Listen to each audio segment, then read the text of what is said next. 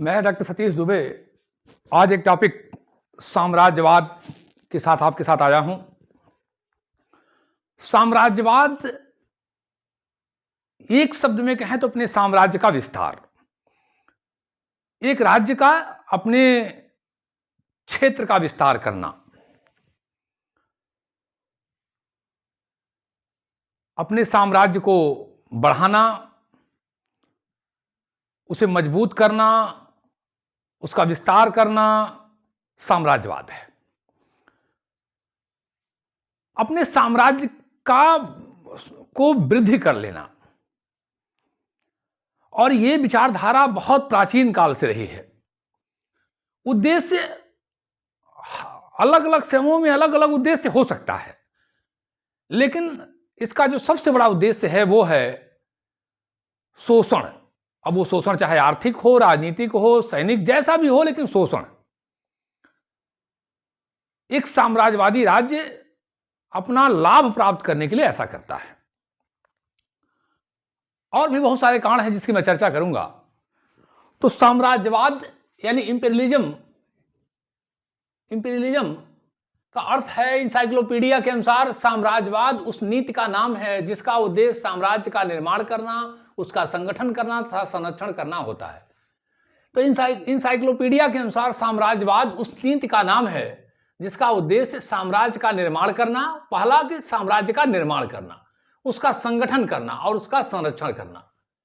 H.G. Wales के अनुसार एक राष्ट्रीय राज्य का विश्वव्यापक बनने के लिए प्रयत्नशील होना ही साम्राज्यवाद है। एक राष्ट्रीय राज्य का विश्वव्यापक बनने के लिए, अपने सीमाओं का विस्तार, अपने क्षेत्र का विस्तार के लिए प्रयत्नशील होना साम्राज्यवाद है। तो साम्राज्यवाद किसी राज्य का अपने क्षेत्र का, सीमाओं का विस्तार है। बहुत सारे कारण हो सकते हैं और यह चीज बहुत प्राचीन समय से रही है।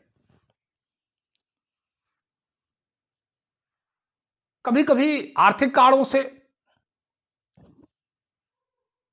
कभी अपने अहं को संतुष्ट करने के लिए कि हम दुनिया पे जातीय रूप से श्रेष्ठ हैं, कभी अपने सैनिक विस्तार के लिए, कभी कच्चे पदार्थों के प्राप्ति के लिए, फिर अपने नए मार्केट की प्राप्ति के लिए। बहुत सारे कारण हो सकते हैं, लेकिन साम्राज्यवाद का अर्थ ही है कि अपने साम्राज्य का विस्तार करना, संगठित करना, व्यवस्थित करना, उसे व्यापक बनाना, और उद्देश्य है उसका शोषण, लाभ प्राप्त करना। तो अब हम देखें तो साम्राज्यवाद एक ऐसी विचारधारा है जिसमें एक राज्य अपने क्षेत्र का विस्तार करता है, उसका संरक्षण संवर्धन करता है, जिससे वह अधिक से अधिक शोषण कर सके, जिससे अधिक से अधिक वह राजनीतिक और आर्थिक शोषण कर सके, लाभ प्राप्त कर सके, राजनीतिक लाभ प्राप्त कर सके, आर्थिक लाभ प्राप्त कर सके। तो हम देखें तो ये इसका साम्राज्यवाद का विकास प्राचीन काल से रहा है। सिकंदर पूरी दुनिया को जीतने के लिए निकला और जीतते जीतते भारत आया। कारण था युद्ध की विजय, अपनी युद्ध नीति का कौशल दिखाना, पूरी दुनिया को अपने अधीन करना, अपना शक्ति विस्तार करना, और इस तरह से बहुत सारे देश अपने साम्राज्य विस्तार का कार्य किए।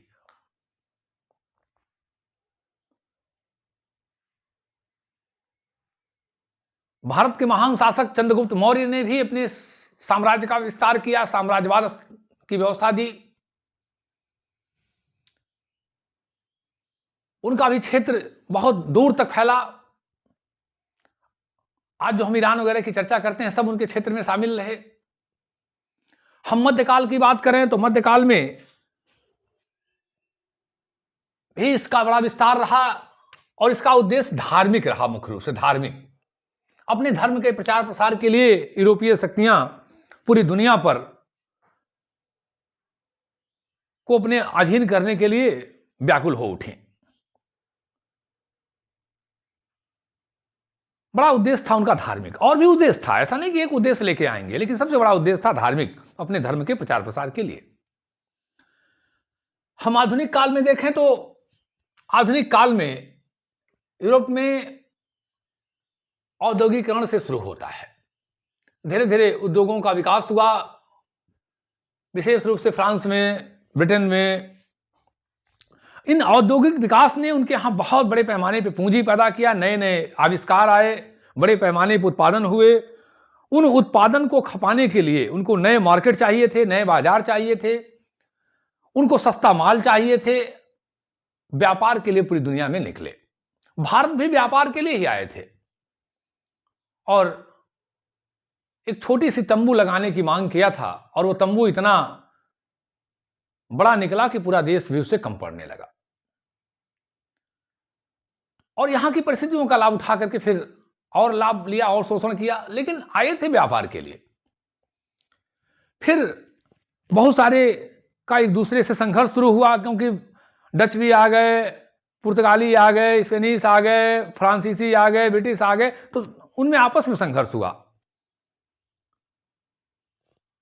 मांस को लोचने के लिए गिद्धों का आपस में संघर्ष हुआ, और उसमें बहुत सारे, अंत में ब्रिटेन विजयी हुआ। तो उद्देश्य था उस समय आर्थिक, जो बाद में राजनीतिक भी बना, अपने शक्ति का विस्तार किए। तो आधुनिक काल में भी साम्राज्यवाद का स्वरूप चल रहा है, आज भी चल रहा है।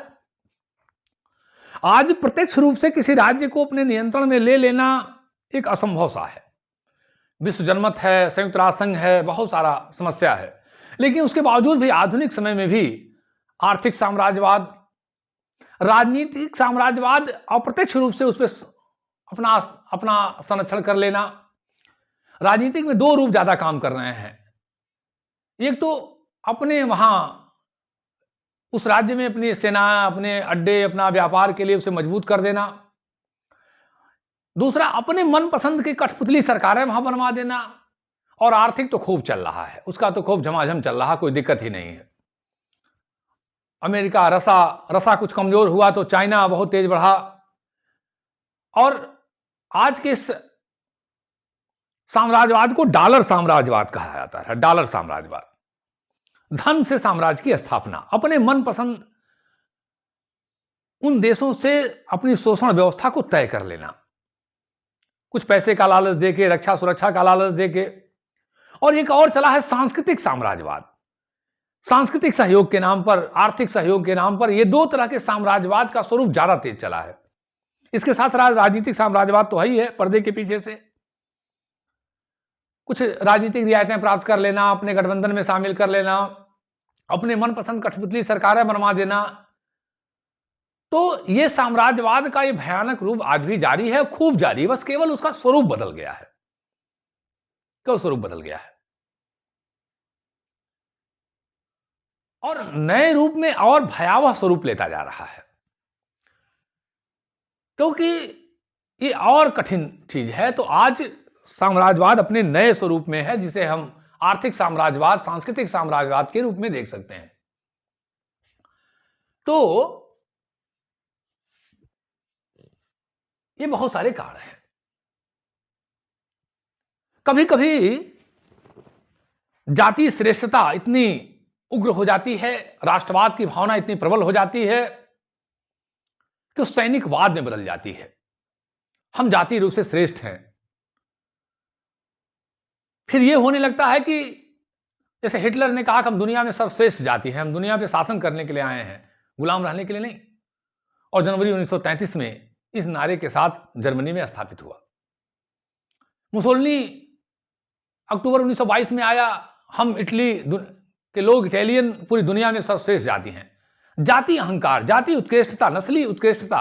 और फिर धीरे धीरे वो सैनिकवाद में बदला, और सैनिकवाद के बाद पावर पॉलिटिक्स, शक्ति राजनीति, अपने क्षेत्र को बड़ा करने में उन्हें सैनिक सुविधा बहुत उपलब्ध हो रही थी, अपने सैन्य ताकत बढ़ा रहे थे, नए नए क्षेत्र चाहिए थे, जनसंख्या को बसाना था, बहुत सारे कारण मिलकर के काम किए। और साम्राज्यवाद के बहुत सारे कारण हो सकते हैं, लेकिन वह स्वरूप आज भी जारी है। तो अब हम चर्चा करेंगे। तो इस तरह से स्पष्ट हुआ कि साम्राज्यवाद एक ऐसी व्यवस्था है जिसमें एक राज्य अनेक राज्यों पर अपना आधिपत्य स्थापित करके अपने शोषण तंत्र को मजबूत करता है। तो साम्राज्यवाद की अगर हम प्रमुख बातें करें, प्रमुख विशेषताएं बताएं, तो पहला यह हुआ कि एक राज्य इकाई अन्य राज्य इकाइयों को अपने अधीन करता है। एक राष्ट्र दूसरे राष्ट्र को अपने अधीन करता है, अपना नियंत्रण स्थापित करता है। दूसरा, यह नियंत्रण आर्थिक, राजनीतिक इत्यादि हो सकते हैं, इत्यादि शोषण हो सकता है। तीसरा, राष्ट्रवाद प्रबल होता है, जाति श्रेष्ठता प्रबल होती है, सैनिकवाद में बदलती है। यह भी एक बहुत बड़ा आधार है। पावर पॉलिटिक्स, शक्ति राजनीति हावी होने लगती है। बहुत सारे तत्व आके इसको मजबूती देते हैं। वास्तव में साम्राज्यवाद एक विदेशी नीति है जिसका मुख्य उद्देश्य अपने अधीन राष्ट्रों का शोषण करना है, अपने अधीन राष्ट्रों का शोषण करना है। यह शोषण राजनीतिक, आर्थिक, सैनिक सभी तरह का हो सकता है। साम्राज्यवादी देश अपनी सीमाओं को वृद्धि में विश्वास करता है, बढ़ाने में विश्वास करता है। अब हम चर्चा करेंगे कि इसके कारण क्या है। तो पहला कारण है राजनीतिक कारण। राजनीतिक कारण में है कि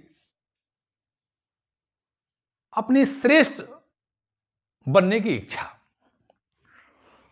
पावर को असीमित पाने की इच्छा। हाब्स ने कहा था कि मनुष्य टिल टू डेथ शक्ति पाना चाहता है, मृत्यु के अंतिम तक शक्ति पाना चाहता है। शक्ति मनुष्य का ऐसा तत्व है जो मृत्यु तक पाना चाहता है, निरंतर शक्ति पाना चाहता है। तो राज्य भी शक्ति को निरंतर प्राप्त करना चाहते हैं, उसके लिए उन्हें अपने सीमाओं को बढ़ाना आवश्यक हो जाता है। मुसोलिनी ने कहा था कि फांसीवाद में निरंतर अपने सीमाओं का विस्तार करना है, शक्ति को विस्तार करना है, क्योंकि फांसीवाद का मूल तत्व है। जैसे कोई महिला बिना मां बने पूर्ण महिला नहीं हो सकती, वैसे कोई पुरुष बिना युद्ध के पूर्ण पुरुष नहीं हो सकता। युद्ध की महानता, जातीय श्रेष्ठता। हिटलर भी कहता था कि हम दुनिया में नाजी श्रेष्ठ हैं, और मुसोलिनी कहता था कि हम इटालियन श्रेष्ठ हैं। तो जातीय उत्कृष्टता, श्रेष्ठता, सैनिकवाद में बदलती है। शक्ति राजनीति यह मांग करती है कि सुरक्षा और सैनिक विस्तार के लिए हमें नए नए क्षेत्र चाहिए। अपनी जनसंख्या को बसाने के लिए, अपने प्रभुत्व को स्थापित करने के लिए साम्राज्यवाद का कार्य होता है। तो राजनीतिक कारण। आर्थिक कारण, चैम्बरलेन कहता था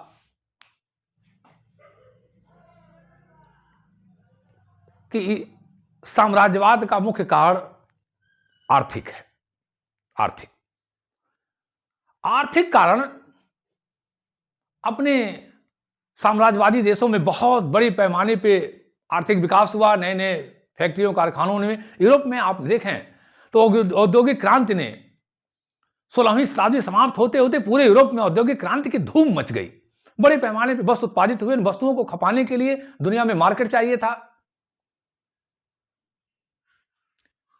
फिर वहां से नए माल चाहिए था, कच्चे, कम दाम पे, कम से कम कीमत पे, मजदूर चाहिए थे। तो ये आर्थिक कारण भी बहुत बड़ा कारण है साम्राज्यवाद के विस्तार का, आर्थिक कारण। और चैम्बरलेन जो कहता था कि साम्राज्यवाद का मतलब है वाणिज्य। तो आर्थिक कारण बहुत महत्वपूर्ण रहा कि अपने माल को दुनिया में खपाना, उत्पादित, वहां से कच्चे पदार्थ सस्ते दामों पे प्राप्त करना। इस आर्थिक उन्नति के नाते यूरोपियन देश पूरी दुनिया में गए, अपने साम्राज्य का विस्तार किया, वहां की परिस्थितियों का लाभ उठाया। अंग्रेज भी तो भारत में आर्थिक व्यापार के लिए ही आए थे, व्यापार करने आए थे, लेकिन परिस्थितियों का लाभ उठाए और अपने साम्राज्यवाद को स्थापित किए। फिर उनमें आपस में होड़ मची, लेकिन वो सफल रहे। ब्रिटिश बाकी कमजोर पड़ गए। धार्मिक कारण, धर्म के प्रचार प्रसार के लिए पादरी वगैरह निकले, यूरोप में खास करके बाहर निकले। बाद में सरकारों ने और व्यापारियों ने भी उनका अनुसरण किया। अमेरिका के पूर्व राष्ट्रपति कूलिज का मानना है कि जो अमेरिकी सेनाएं विदेशों में जाती हैं वो तलवार नहीं, क्रॉस धारण की रहती हैं। यानी धार्मिक प्रचार प्रसार उनका उद्देश्य था। रहा। धार्मिक प्रचार प्रसार के लिए वो निकले, बाद में उनका अनुसरण व्यापारियों ने किया, सरकारों ने किया, लेकिन मुख्य पहला कारण उनका धार्मिक था। आज भी धार्मिक नाम पे दुनिया के बहुत सारे देशों में यह कार्य चल रहा है। यह कार्य चल रहा है, अपने धर्म का प्रचार प्रसार के साथ वो दुनिया में अपने शक्ति स्थापना का प्रयास कर रहे हैं। मानवीय कारण ये मुख्य रूप से यूरोपियन लोगों को, श्वेत लोगों को लगा कि दुनिया के एशिया, अफ्रीका और तमाम ऐसे देशों में लोग पिछड़े हैं, असभ्य हैं, उन्हें हमें नैतिक बनाना है, सभ्य बनाना है। इन्हें वास्तव में उत्तरदायित्व का साम्राज्यवाद कहा जाता है कि हमारा उत्तरदायित्व है, उनको हम सभ्य बनाएं, नैतिक बनाएं। और इसके नाते वो दुनिया में बाहर निकले कि हमें दुनिया के लोगों को, पिछड़े लोगों को सभ्य बनाना है, नैतिक बनाना है।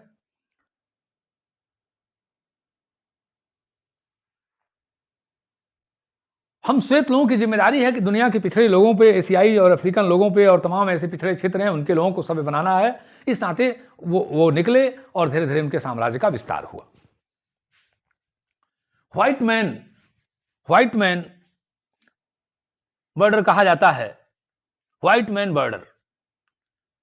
और ये वास्तव में उत्तरदायित्व का साम्राज्यवाद है कि हमें दुनिया के लोगों को सभ्य बनाना है। मानवीय कारण, तो मानवीय कारण ये है कि हमें जहां असभ्य लोग हैं, पिछड़े हैं, संस्कृति हैं, उनके अंदर शिक्षा दीक्षा का प्रसार है। इस कारण से अब वो बाहर निकले और अपने प्रभाव को स्थापित किए और धीरे धीरे वहां की परिस्थितियों का लाभ उठाए और भी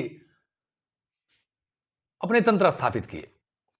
अब हम चर्चा करेंगे कि ये सब बहुत सारे कारण हैं कि साम्राज्यवाद के विभिन्न रूप, किन किन रूपों में साम्राज्यवाद हमारे सामने आता है।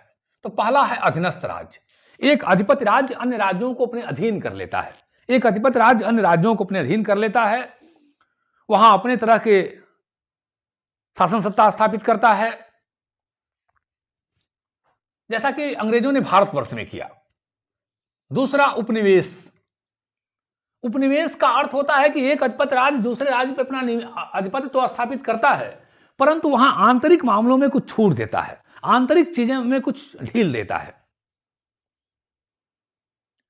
प्रमुख रूप से अपना नियंत्रण रखता है, लेकिन आंतरिक मामलों में कुछ छूट देता है। इसको हम उपनिवेश कहते हैं। कॉलोनी। कॉलोनी का मतलब हुआ किसी राज्य के छोटे हिस्से पर एक राज्य अपना नियंत्रण स्थापित कर लेता है, किसी राज्य के एक छोटे स्तर पर। जैसे माल्टा, जिब्राल्टर ब्रिटेन की ही कॉलोनियां थीं। उन्हें आर्थिक लालच देके, रक्षा सुरक्षा इत्यादि का देके, तमाम लालच देके उन पे अपना अधिकार कर लिया जाता है, सुविधा प्राप्त कर ली जाती है और उनका प्रयोग अपने हितों में किया जाता है। चौथा है पट्टा। कुछ समय के लिए कुछ किसी राज्य की भूमि पट्टे पे ले ली जाती है, पट्टे पे। जैसे रूस ने जब मंचूरिया पे कब्जा किया था तो 24 साल के लिए उसे पट्टा मिल गया था। सारी जापान ने जब मंचूरिया पे कब्जा किया था तो उसे 24 साल के लिए पट्टा मिल गया था। तो पट्टा एक निश्चित समय के लिए कुछ लाभ दे करके कुछ वहां अपने व्यवस्था को स्थापित कर लेना। जब मंचूरिया चीन का एक बहुत ही उपजाऊ और उन्नतशील प्रांत, जापान ने 24 साल के लिए उसे पट्टा प्राप्त किया। कुछ रियायतें देकर के, कुछ सुविधाएं देकर के पट्टा प्राप्त कर लिया जाता है। तो रूस ने मंचूरिया पर 24 साल के लिए पट्टा प्राप्त किया। संरक्षित राज्य। संरक्षित राज्य एक ऐसी व्यवस्था होती है कि जब किसी राज्य के अधीन उसे कर दिया जाता है कि आपको इसका रक्षा सुरक्षा व्यवस्था करनी है, ये प्रलोभन दे दिया जाता है आर्थिक मामलों में और सब तमाम दे करके, रक्षा सुरक्षा का लालच दे करके। 1922 से पहले मिस्र ब्रिटेन का संरक्षित राज्य था। मैंडेट व्यवस्था एक ऐसी व्यवस्था है, प्रथम विश्व युद्ध के बाद जो जर्मनी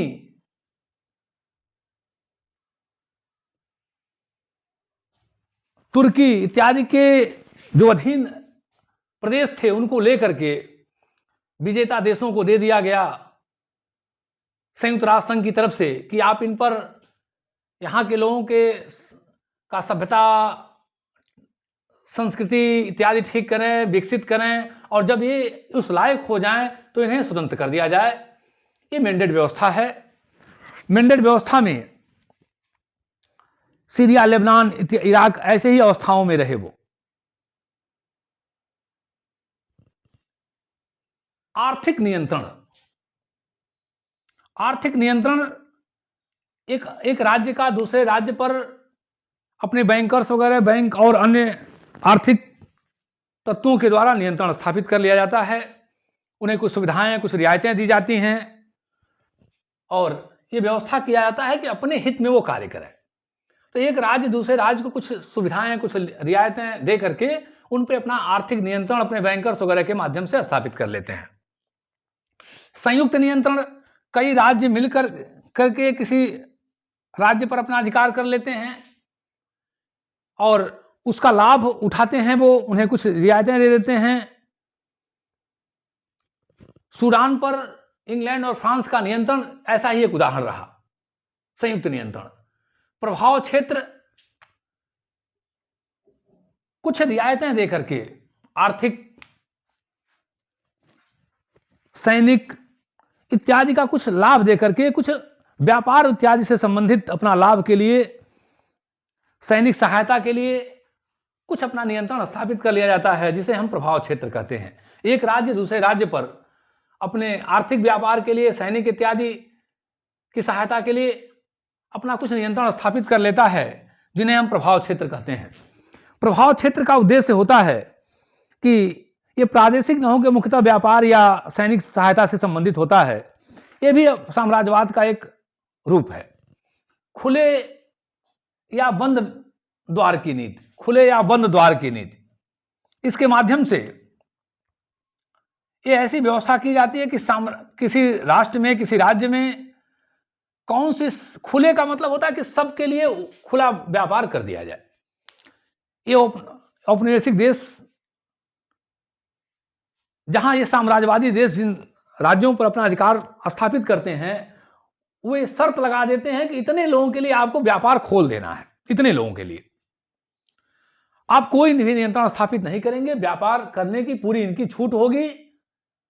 और इसे हम कहते हैं खुले द्वार की नीति। बंद द्वार की नीति का मतलब है कि साम्राज्यवादी देश जिन पर आधिपत्य स्थापित करते हैं, उन पर यह नियंत्रण स्थापित करते हैं, शर्त लगा देते हैं कि आपको सिर्फ इन्हीं के साथ ही व्यापार करना है, बाकी के साथ आपके व्यापार नहीं करने हैं, बाकी के लिए आपके दरवाजे बंद रहेंगे। खुले का मतलब कि इतने इतने राज्यों के साथ आपके व्यापार के दरवाजे खुले रहेंगे, आप कोई रोक टोक नहीं करेंगे, मुक्त व्यापार कर सकेंगे। और बंद द्वार की नीति का मतलब कि इतने राज्यों के साथ आप बता दिया जाता है कि ये इनके साथ आपको व्यापार करना है, बाकी के साथ आपको व्यापार नहीं करनी है, आपको अपने दरवाजे बंद कर देने हैं। यह है बंद द्वार की नीति, कि बाकी के लिए बंद, सिर्फ इनके लिए आपको व्यापार की अनुमति देनी है, व्यापार करना है, व्यापार को के साथ कोई, आप उनके साथ कोई हस्तक्षेप नहीं करेंगे। तो ये बंद द्वार की नीति हो गई। सैनिक गठबंधन, सैनिक गठबंधन, इसमें कमजोर देश मजबूत शक्तिशाली देशों के साथ सैनिक गठबंधन कर लेते हैं। जैसे कि अभी बहुत चर्चा है नाटो की, यूक्रेन और रशिया में युद्ध चल रहा है, तो नाटो गठबंधन का बड़ा चर्चा है। ऐसे गठबंधन बना लिए जाते हैं जिससे कि हम जब कोई किसी पे हमला होगा तो हम सभी मिलकर आपकी रक्षा सुरक्षा करेंगे। तो कमजोर देश भी मजबूत देशों के साथ सैनिक गठबंधन में जुड़ जाते हैं। वास्तव में बड़े शक्तिशाली राष्ट्रों का एक तरह से भी अपने अधीन करने का एक व्यवस्था है।